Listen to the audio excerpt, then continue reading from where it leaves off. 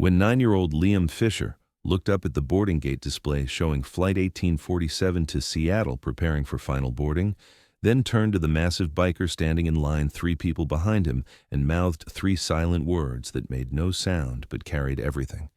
"Help me, please." The stranger saw what dozens of airport travelers had missed. The terror behind a child's carefully blank expression, the way small fingers gripped a backpack strap with white-knuckled desperation, and the fractional headshake that said everything about the 2 adults flanking him who kept checking their phones with the practiced casualness of people trying very hard to appear normal.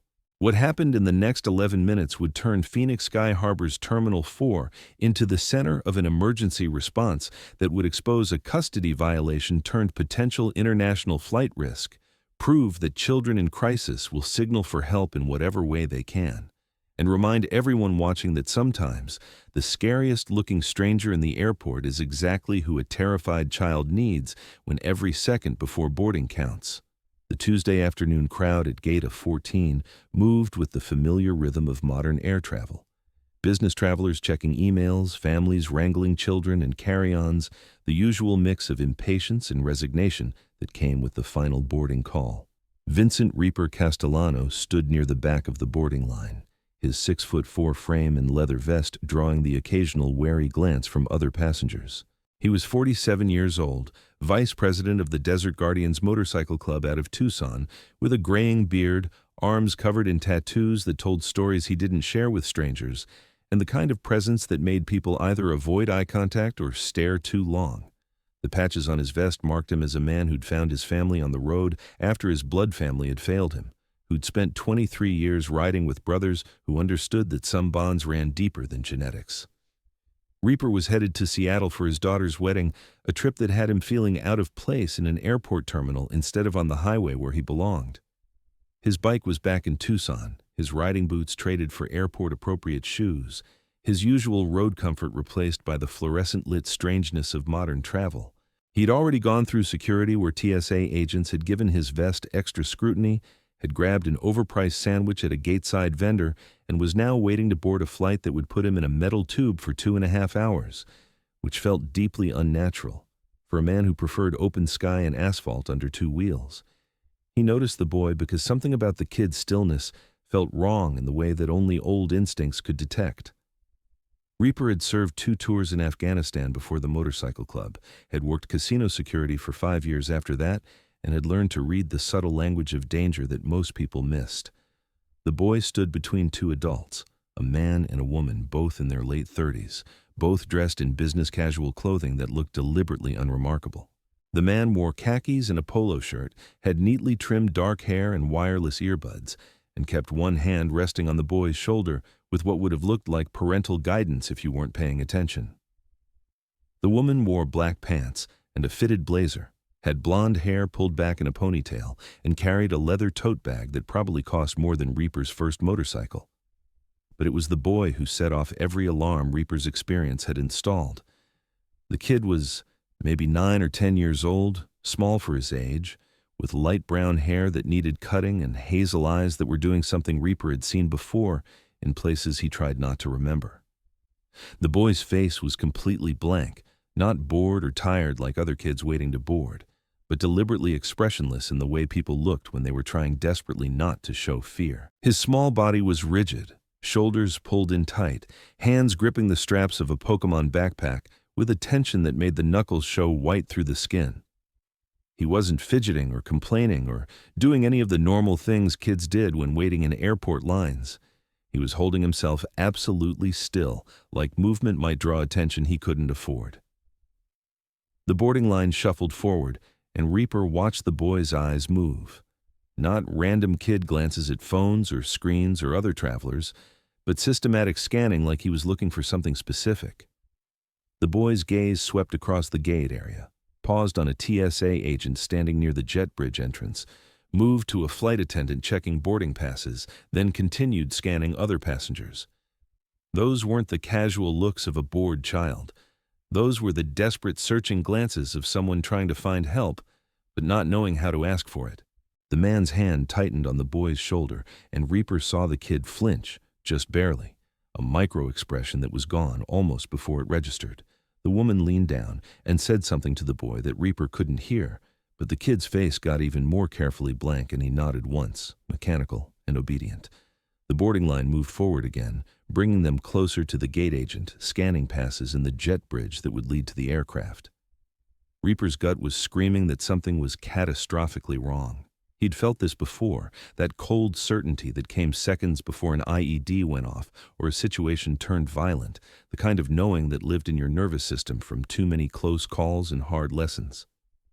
He pulled out his phone and did what he'd learned to do when instinct said danger, but proof wasn't obvious. He texted his daughter in Seattle, told her he might be delayed, told her he loved her, and then he focused entirely on the boy 3 people ahead in line. The boy's eyes continued their desperate scanning, and then they landed on Reaper. The kid's gaze locked onto the massive biker in the leather vest, and for 3 seconds that felt infinite, they made direct eye contact. Reaper saw recognition flicker across the boy's face, not recognition of him personally, but recognition of a type. Someone big, someone who looked strong, someone who might be able to help. The boy's eyes were screaming everything his carefully controlled face wouldn't show: terror and desperation and a pleading hope that somebody would finally see what nobody else was seeing. Then, the boy did something that made Reaper's blood run cold.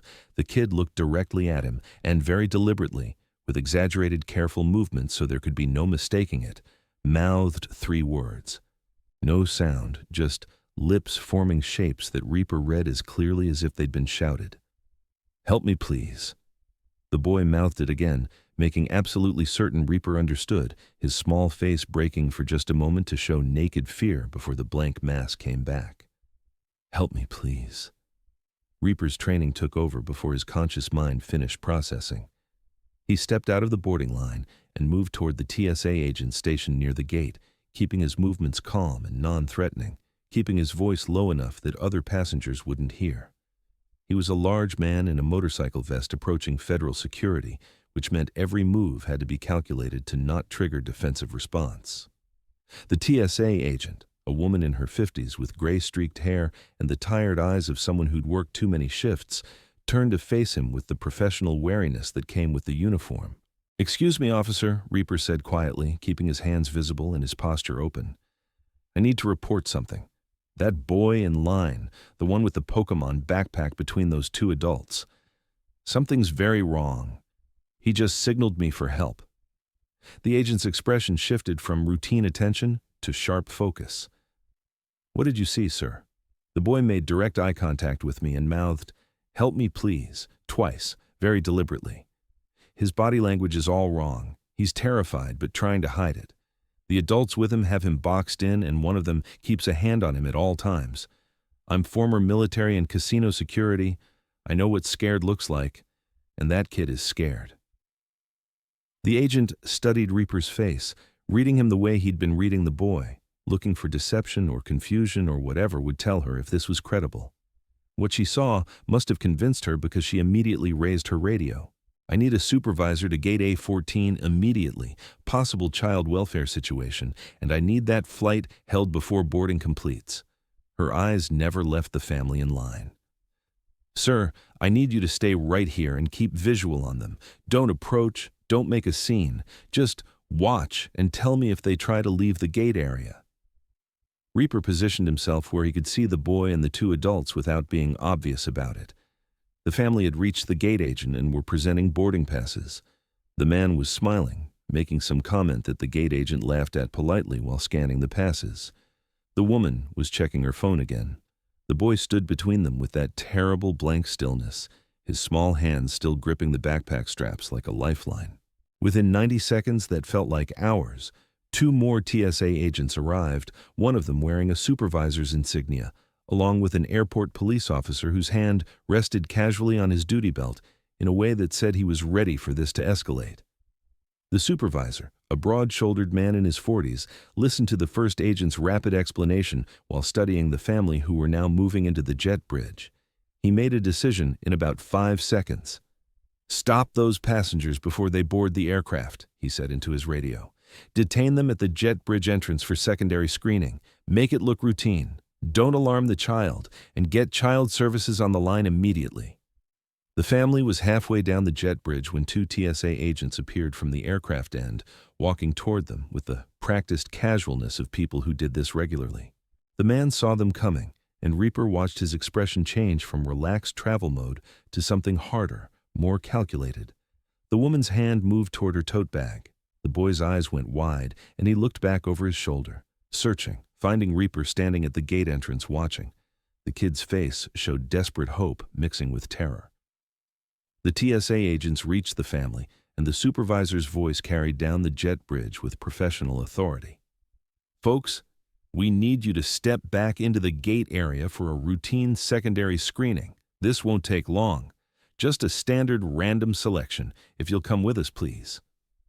The man's face showed annoyance shifting to concern. Is there a problem, officer? We're going to miss our flight. No problem at all, sir. Just a quick additional check and you'll be on your way.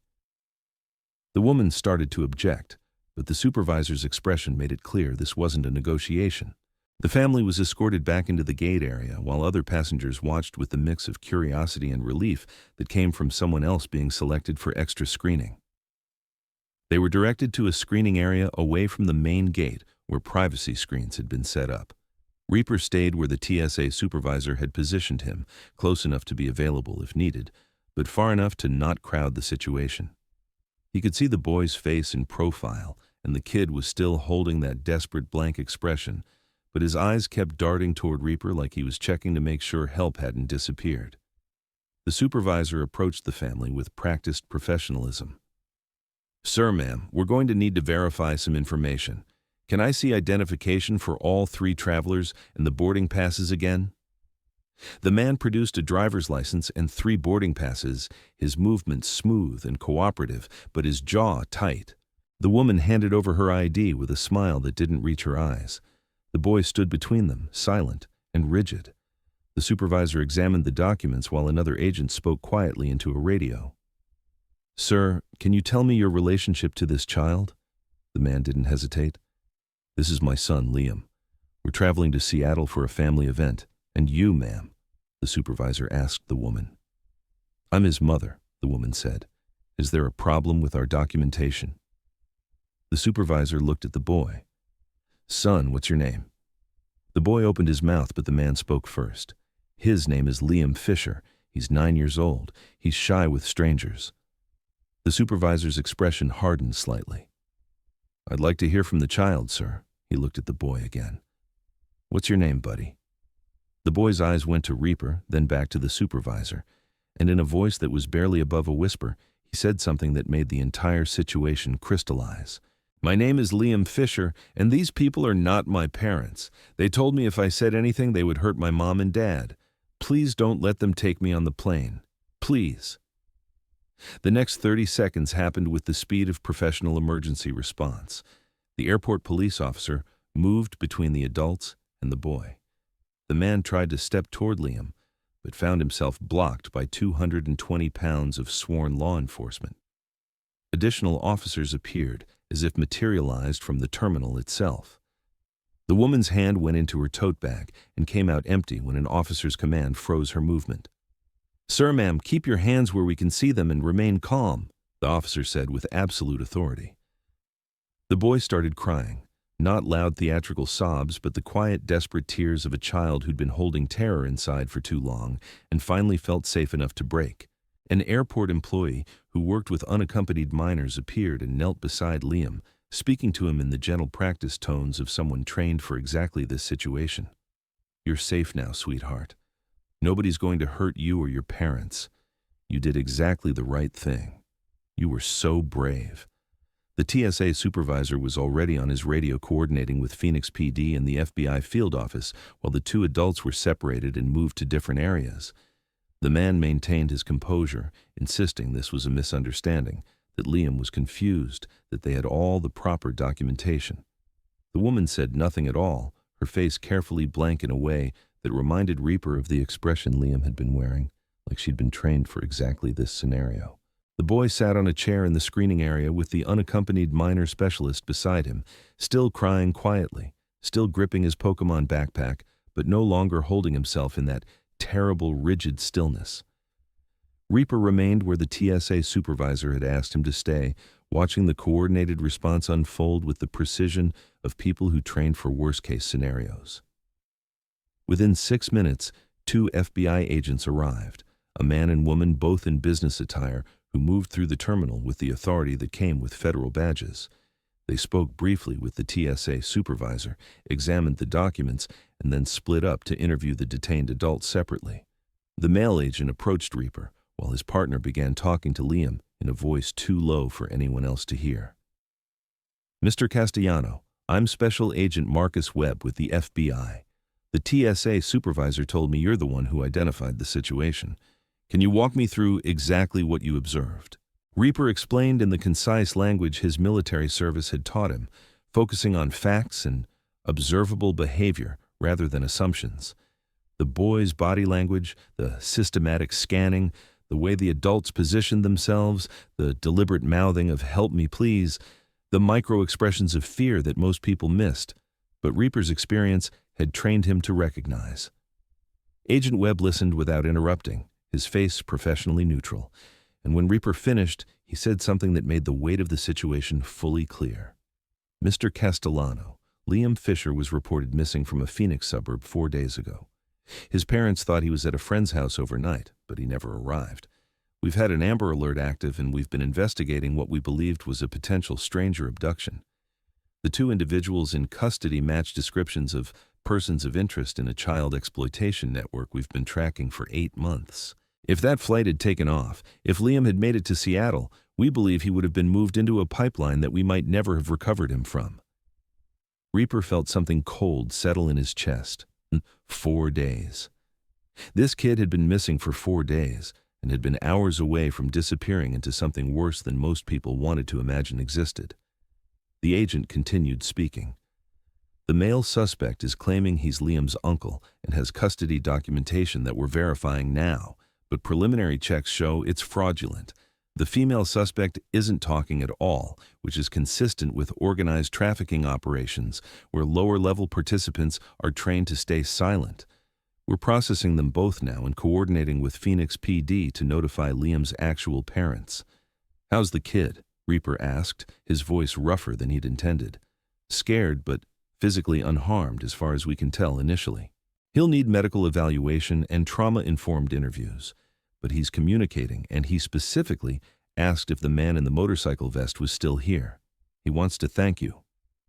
The agent paused. "I need to tell you that what you did, trusting your instinct and reporting immediately rather than second-guessing yourself or worrying about causing a scene, that likely saved this child's life. Most people would have convinced themselves they were imagining things or that it wasn't their business. You didn't, and that matters." Reaper looked past the agent to where Liam sat with the specialist, the boy's face turned toward them, watching. "Can I talk to him just for a minute? I think he needs to know he did the right thing asking for help." Agent Webb considered, then nodded. "Brief conversation only, and the specialist stays with him, but yes, I think that would be appropriate." They walked over to where Liam sat, and Reaper knelt down to the boy's eye level, making himself smaller and less intimidating despite his size. The specialist gave him a nod of permission, and Reaper focused entirely on the child, whose silent plea had started all of this. "Hey, Liam, I'm Vincent, but my friends call me Reaper. You were very brave back there, asking for help the way you did." Liam's eyes were still red from crying, but his voice was steadier now. "I was so scared. They said if I told anyone, they would hurt my mom and dad. They said nobody would believe me because they had papers that said I was their kid. But my mom taught me that if I was ever in real danger, I should ask anyone for help, even strangers. She said to look for police or security people or somebody who looked strong." His small face crumpled slightly. "I tried to signal other people, but nobody saw me or they didn't understand. But then I saw you and you had that vest with patches like bikers wear, and you looked strong, and I thought maybe you would help me." "You thought exactly right," Reaper said gently. "Your mom was smart teaching you that, and you were smart remembering it even when you were scared. You did everything perfect, Liam. You kept yourself as safe as you could, and you kept trying to find help until somebody saw you. That took real courage." The boy wiped his face with his sleeve. Are my real mom and dad coming? They're being contacted right now, the specialist said softly. They're going to be so happy you're safe. They've been looking for you and they never stopped. Liam looked back at Reaper. Thank you for seeing me. Thank you for telling the security people. Thank you for not thinking I was making it up. I'll always believe a kid who asks for help, Reaper said, and he meant it with everything he had. You remember that, okay? There are people watching who will help if you ask. You proved that today. The boy nodded and then surprised Reaper by reaching out to hug him, this small child wrapping thin arms around a massive biker's neck and holding on like Reaper represented safety itself. Reaper hugged him back carefully, aware of how fragile this kid was after 4 days of terror, aware of the specialist watching to make sure the interaction stayed appropriate, aware that this moment mattered in ways that would echo through Liam's healing process. When they pulled apart, Liam was crying again, but differently now, the kind of tears that came with release rather than fear.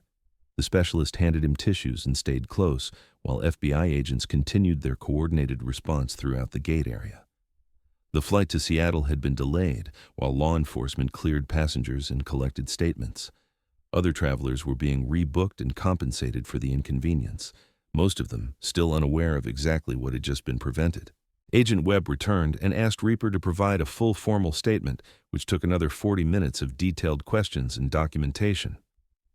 While Reaper was going through the interview process, sitting in an airport office with an FBI laptop recording his account, Liam's actual parents arrived at the airport. Reaper heard it happen through the office door, the sound of a mother's cry of relief that was part sob and part prayer, the deeper voice of a father saying his son's name over and over, like he was confirming Liam was real and present and safe.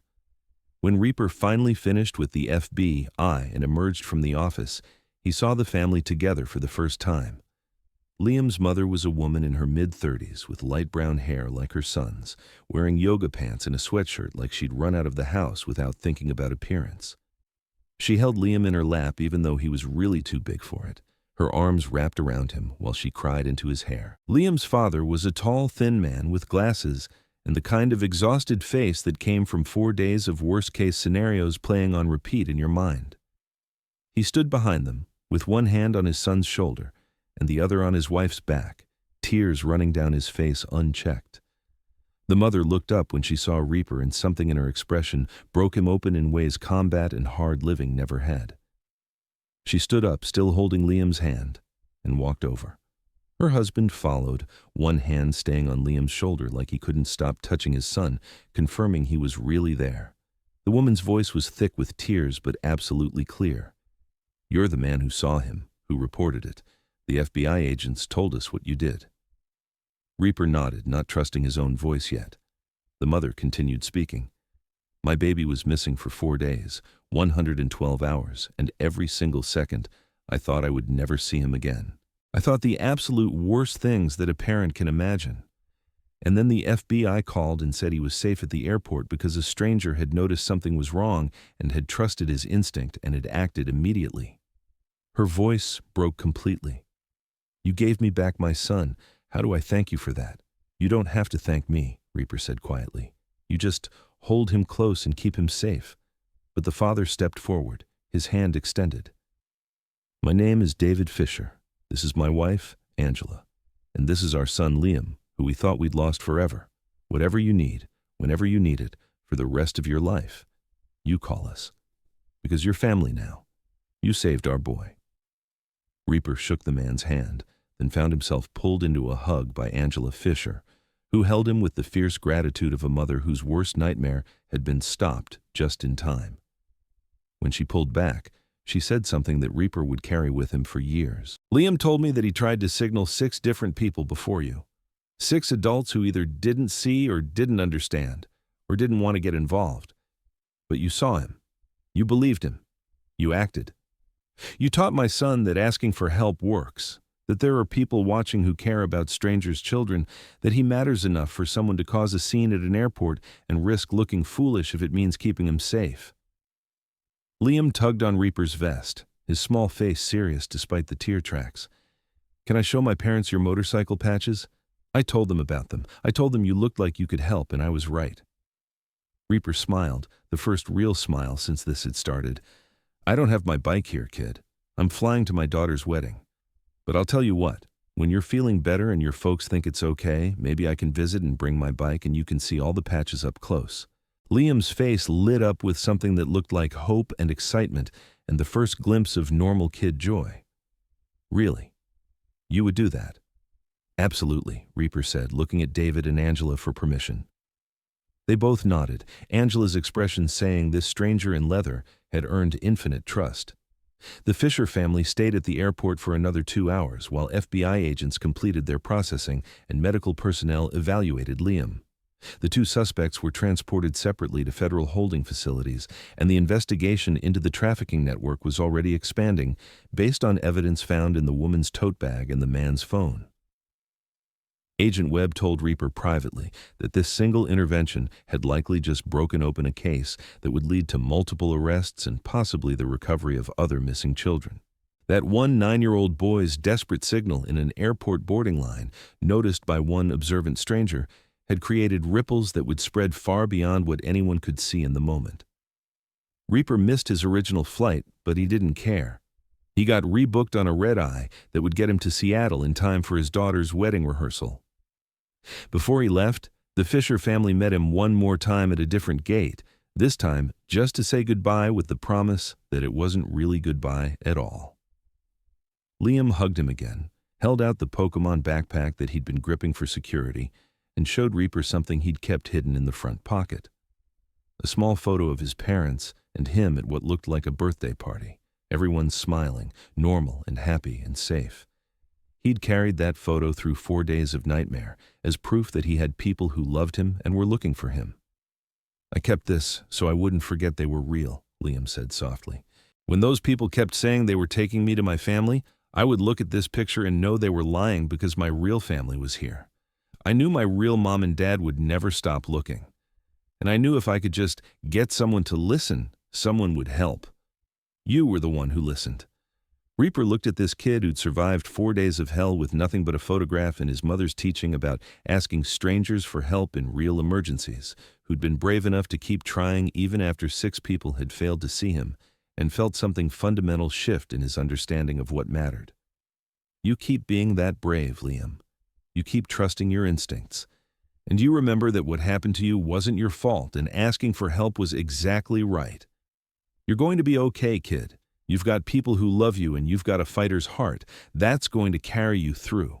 6 months later, Reaper rode his Harley to the Fisher home in a Phoenix suburb on a Saturday afternoon. He'd stayed in contact with the family through phone calls and messages, following Liam's progress through trauma therapy and the slow process of healing from an experience no child should survive. The trafficking case had resulted in 7 arrests across 3 states and the recovery of 4 other children who'd been caught in the same network. Liam had been the break that law enforcement needed, and his courage in asking for help had likely saved other kids he would never meet. When Reaper pulled up to the house, Liam came running out wearing a t-shirt he'd clearly picked specifically for this visit.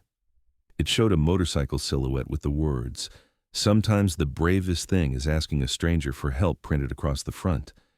The boy's face had color in it now, his eyes clearer, his smile genuine.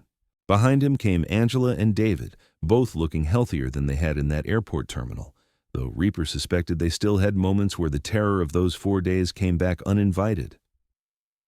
Liam walked around the motorcycle with reverent attention while Reaper explained each part, each patch, what they meant and why they mattered. The Desert Guardians MC patch, the Vice President rocker, the various pins from charity rides and memorial runs. When Reaper showed him the newest addition, a small ribbon pin in yellow and blue that represented missing and exploited children, Liam touched it carefully. "Is that for kids like me?" "That's for kids exactly like you," Reaper said, "to remember that we pay attention, that we trust our guts when something feels wrong, and that we act when children need someone to see them." David and Angela invited Reaper inside for lunch, and they spent the afternoon like old friends who'd been forged into family through crisis.